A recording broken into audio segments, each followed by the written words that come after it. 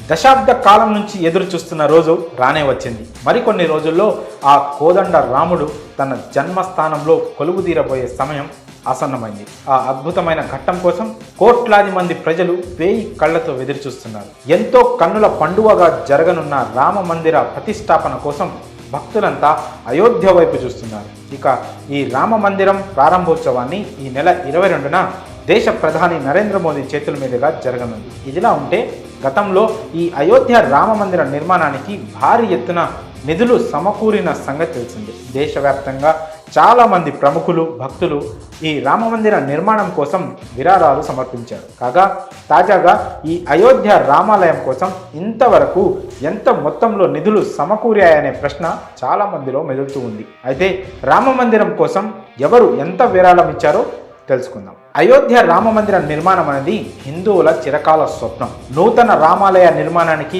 దేశవ్యాప్తంగా 11 కోట్ల మంది ప్రజలు తమకు తోచిన విధంగా విరాళాలు అందించారు. అయితే ఇప్పటి వరకు ప్రజల నుంచి 900 కోట్ల నిధులు సేకరించాలని రామ మందిర్ ట్రస్ట్ లక్ష్యంగా పెట్టుకుంది. కానీ గత సంవత్సరం 2023 ఆఖరి వరకు ఈ రామాలయ నిర్మాణానికి 5,000 కోట్లకు పైగా విరాళాలు అందాయి. శ్రీ రామ జన్మభూమి తీర్థ క్షేత్ర ట్రస్ట్ తెలిపిన వివరాల ప్రకారం రామ మందిర నిర్మాణం కోసం 3,200 కోట్ల విరాళాలు అందాయి. ఇప్పటి వరకు 18 కోట్ల మంది భక్తులు Punjab national bank, bank of Baroda ఖాతాల్లో 3,200 కోట్ల రూపాయలు జమ చేసినట్టు ఆలయ ట్రస్ట్ తెలిపింది. ఈ బ్యాంకు ఖాతాల్లో విరాళంగా వచ్చిన మొత్తాన్ని ట్రస్ట్ ఫిక్స్డ్ డిపాజిట్ చేసింది. దానిపై వచ్చిన వడ్డీతోనే ఇప్పటి వరకు ఆలయ నిర్మాణ పనులు జరిగినట్లు వెల్లడించింది. ఇక ఈ అయోధ్య రామ మందిర నిర్మాణానికి ఆధ్యాత్మిక గురువు కథకులు మొరారి బాపు అత్యధిక మొత్తంలో విరాళం ఇచ్చారు.